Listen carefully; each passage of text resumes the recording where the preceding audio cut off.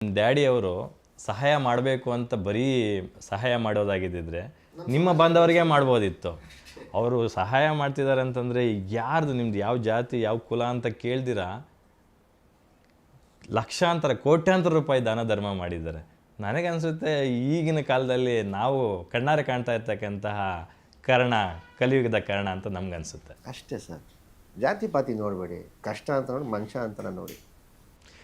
ನೀವು ಬನಾರಸ್ ಸಿನಿಮಾ ಬರೋಕ್ಕೆ ಬಿಫೋರೇನೆ ಒಂದು ಹಿಂದೂ ಟೆಂಪಲ್ಲು ಜೀರ್ಣೋದ್ಧಾರ ಆಗ್ತಾ ಇರುತ್ತೆ ಅಥವಾ ಹೊಸ್ದಾಗಿ ಕಟ್ತಾ ಇರ್ತಾರೆ. ಅದು ಕಂಪ್ಲೀಟ್ ಆಗೋದಕ್ಕೆ 50 ಲಕ್ಷ ದುಡ್ಡು ಬೇಕಾಗುತ್ತೆ, ನಿಂತೋಗ್ಬಿಟ್ಟಿರುತ್ತೆ. ಸೊ ನೀವು ಯಾರಿಗೂ ಹೇಳ್ಬಾರ್ದು ಅಂತ ಪ್ರಾಮಿಸ್ ಮಾಡಿಸ್ಕೊಂಡು 50 ಲಕ್ಷ ಕೊಟ್ಟಿದ್ರೆ ಅಂತ ಕೂಡ ನಾನು ಕೇಳ್ಪಟ್ಟೆ. ಗೊತ್ತಿಲ್ಲ ಸರ್ ನನಗೆ. ನೋಡಿ ಹೇಳ್ಕೊಳ್ಳಲ್ಲ, ಅದು ನಿಮ್ಮ ಪ್ರಾಬ್ಲಮ್ ಇಲ್ಲ ಸರ್, ನನಗೆ ಮೆಮೊರಿ ಪ್ರಾಬ್ಲಮ್, ನನಗೆ ಮರ್ತು ಬಿಡ್ತೀನಿ, ಗೊತ್ತಿಲ್ಲ. ಸೂಪರ್. ಈ ರೀಸೆಂಟಾಗಿ ಇನ್ನೊಂದು ಲಾಸ್ಟ್ ಕ್ವಶನ್ ಕೇಳಲೇಬೇಕದು. ರೀಸೆಂಟಾಗಿ ಶಾರುಖ್ ಖಾನ್ ಅವರ ಮಗ ಬೆಂಗಳೂರಿಗೆ ಬಂದಿದ್ದರು, ಆರ್ಯನ್ ಖಾನು. ಅಲ್ಲೊಂದು ಮಿಸ್ಬಿಹೇವ್ ಮಾಡಿದ್ರು ಅಂತ ಒಂದು ದೊಡ್ಡ ಇದಾಯಿತು. ಅವ್ರು ಮಿಡ್ಲ್ ಫಿಂಗರ್ ತೋರಿಸಿದ್ರು ಅಂತಕ್ಕಂಥದ್ದು. ಅವ್ರು ಏನಕ್ಕೆ ಬಂದಿದ್ರು, ಏನಕ್ಕೋಸ್ಕರ ಅವ್ರು ತೋರಿಸಿದ್ರು, ಅದಕ್ಕೊಂದು ಸಣ್ಣ ಕ್ಲಾರಿಟಿ ಕೊಡ್ಬೋದು. ಯಾಕಂದರೆ ನೀವು ಮತ್ತೆ ತುಂಬ ಕ್ಲಾರಿಟಿ ಕೊಟ್ಬಿಟ್ಟಿದ್ದೀನಿ ಸರ್. ಅವರು ಜೊತೆಗಿದ್ರಿ ಅನ್ನೋ ಒಂದು ಇಲ್ಲಿ ಸರ್ ತುಂಬ ಶಾರ್ಟ್ಕಟ್ಟಲ್ಲಿ ಹೇಳ್ತೀನಿ. ಅವ್ರು ಬಂದಿದ್ದು ಒಂದು ಓಪನಿಂಗ್ಗೆ ಆಸ್ ಅ ಚೀಫ್ ಗೆಸ್ಟ್ ಆಗಿ ಬಂದಿದ್ರು. ಸೊ ಬೆಂಗಳೂರು ಬಂದ ತಕ್ಷಣವೇ ನನ್ನ ಫ್ರೆಂಡ್ ಆಗಿರೋದ್ರಿಂದ ಅವ್ರು ನನ್ನ ಫೋನ್ ಮಾಡಿಕೊಂಡು, ಗೆಳೆಯ ನಾನು ಕೋರ್ಸ್ ಮೀಟ್ ಮಾಡೇ ಮಾಡ್ತಾರೆ, ಬೆಂಗಳೂರು ಬರ್ತಾ ಇದ್ದೀನಿ ಅಂತ ಗಾಡಿಗಳೆಲ್ಲ ಕಳಿಸಿದೆ. ಜೊತೆಯಲ್ಲಿ ಅವನ ಜೊತೆನೇ ಹೋದೆ, ಸ್ವಲ್ಪ ಹೊತ್ತಲ್ಲಿ ಇದ್ವಿ. ಓಕೆ. ಹೊರಟುವಾಗ ಜನ ಅನ್ಕೊಂಡ್ಕಿಂತ ಜನ ಮೀರಿ ಜನ ಬಂದ್ಬಿಟ್ಟಿದ್ರು. ಶಾರುಖ್ ಖಾನ್ ಮಗ ಹೇಗಿರ್ತಾನೆ ಹಿಂಗಿರ್ತಾನೆ ಫೋಟೋ ತೊಗೊಳಕ್ಕೆ ಅಂತ ಅಫ್ಕೋರ್ಸ್ ಸಹಜವಾಗಿ ಬಂದರು. ಹ್ಯಾಂಡಲ್ ಮಾಡ್ಕೊಳಕ್ಕೆ ಆಗ್ತಾ ಇರಲಿಲ್ಲ ಅಲ್ಲಿ ಜನಕ್ಕೆ. ಒಂದು ರೂಮ್ನ ನಮ್ಮನ್ನು ಕೂರಿಸ್ಬಿಟ್ರು. ಅವ್ನ ಮ್ಯಾನೇಜರ್ ಏನು ಮಾಡ್ದೆ, ಅವ್ನ ಫ್ರೆಂಡೇ, ಅವ್ನ ಮ್ಯಾನೇಜರ್ ಬೆಸ್ಟ್ ಫ್ರೆಂಡೇ. ಅವ್ನು ನಮ್ಮ ಮುಂದೆ ಎಲ್ಲ ಶೋ ಮಾಡಿಕೊಂಡು, ನಾನು ಹೆಂಗೆ 10 ನಿಮಿಷದಲ್ಲಿ ಎಲ್ಲ ಖಾಲಿ ಮಾಡ್ತೀನಿ ನೋಡು ಅಂತೇಳಿ, ನಾನು ಡಿಪಾರ್ಟ್ಮೆಂಟ್ ಬೇಕಿದ್ದರೆ ಸಪೋರ್ಟ್ ತಗೋ, ಬೌನ್ಸರ್ ಸಪೋರ್ಟ್ ತಗೋ ಅಂತ ಹೇಳ್ಬಿಟ್ಟು ಕಳಿಸ್ದೆ ಅವ್ನಿಗೆ. ಅವ್ನು ಶೋಲಿ ಹೋದ, ನಾನು ಕ್ಲಿಯರ್ ಮಾಡಿಸ್ತೀನಿ ಅಂತ.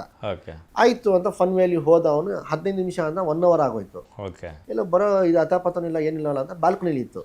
ಹೋಗೋಣ ಅಲ್ಲಿ ಹೋಗಿ ನಿಂತ್ಕೊಂಡು ನೋಡೋಣ ಅಲ್ಲಿ ಏನಿದೆ ನಡೀತಿದೆ, ಖಾಲಿ ಮಾಡೋಣ ಇಲ್ವೋ, ಆದರೂ ಸೌಂಡ್ ಬರ್ತಾನೆ ಇತ್ತು.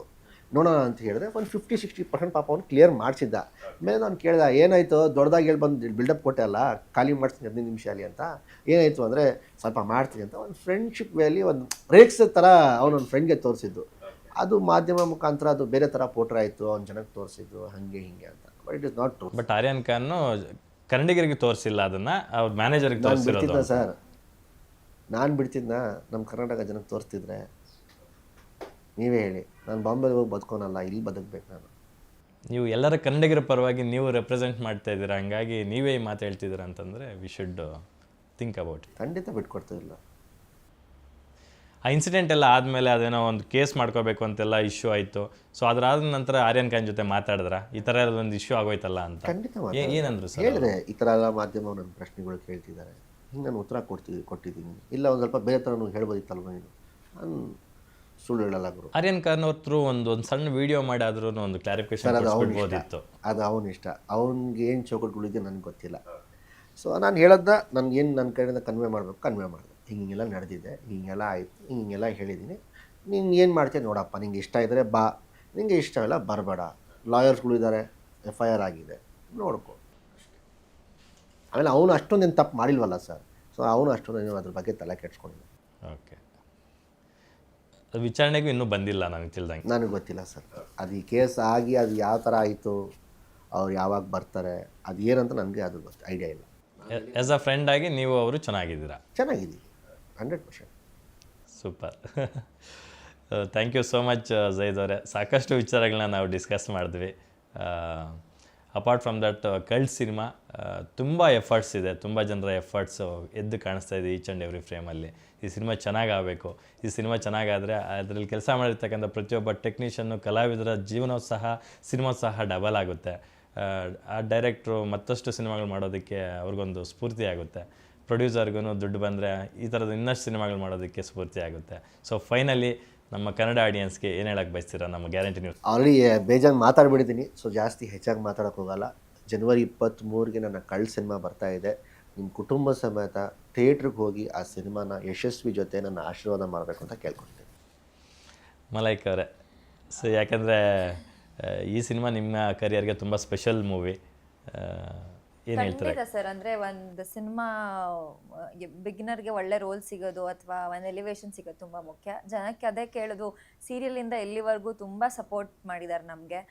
ಸೀರಿಯಲಿಂದ ಸಿನಿಮಾಗೆ ಬರೋದೇ ಒಂದು ದೊಡ್ಡ ಬ್ಯಾರಿಯರ್, ಅದನ್ನ ದಾಟ್ಕೊಂಡು ಬರೋದು ತುಂಬ ಕಷ್ಟ, ಎಕ್ಸೆಪ್ಟ್ ಮಾಡೋದು ಜನ ತುಂಬ ಕಷ್ಟ. ಸೊ ನನ್ನ ಎಕ್ಸೆಪ್ಟ್ ಮಾಡಿದ್ದಾರೆ.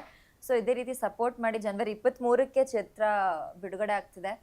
ದಯವಿಟ್ಟು 23 ಆಗಲಿಲ್ಲ ಅಂದರೆ 24, 25 ನೀವು ಎಷ್ಟು ದಿನ ನೋಡ್ತೀರಾ ಅಷ್ಟು ದಿನ ನಮ್ಮ ಸಿನಿಮಾನ ಚಿತ್ರಮಂದಿರಲ್ಲಿ ಓಡಿಸಿ ಅಂತ ನಾನು ಕೇಳ್ಕೊತೀನಿ. ಯಾಕಂದರೆ ಯಂಗ್ಸ್ಟರ್ಸ್ ಇನ್ನು ಸಪೋರ್ಟ್ ಮಾಡಿದ್ರೆ ನಾವು ಮುಂದೆ ಬರ್ಬೋದು. ಅದು ಒಂದೇ ನನ್ನ ಕಡೆಯಿಂದ ಒಂದು ರಿಕ್ವೆಸ್ಟು. ಜನವರಿ 23 ಕಳ್ಳ ಸಿನಿಮಾ ಬಿಡುಗಡೆ ಆಗ್ತದೆ, ದಯವಿಟ್ಟು ಮರಿಬೇಡಿ. ಥ್ಯಾಂಕ್ ಯು ಮಲೈಕ್ ಅವರೇ. ನಿಮಗೂ ಈ ಸಿನಿಮಾ ದೊಡ್ಡ ಮಟ್ಟಕ್ಕೆ ಹಿಟ್ಟಾಗಲಿ ಅಂತ ನಾನು ಮನಸಾರೆ ಹಾರೈಸ್ತೀನಿ. ಒಳ್ಳೆಯದಾಗಲಿ. ಈ ಸಿನಿಮಾ ರಿಲೀಸ್ ಆದಮೇಲೆ ಮತ್ತೆ ಸಕ್ಸಸ್ ಬಗ್ಗೆ ನಾವು ಮಾತಾಡೋಣ. ಜೈದ್ ಅವರೇ, ತುಂಬ ಚೆನ್ನಾಗಿ ಮಾತಾಡ್ತೀರಾ. Very matured. ಅಂದರೆ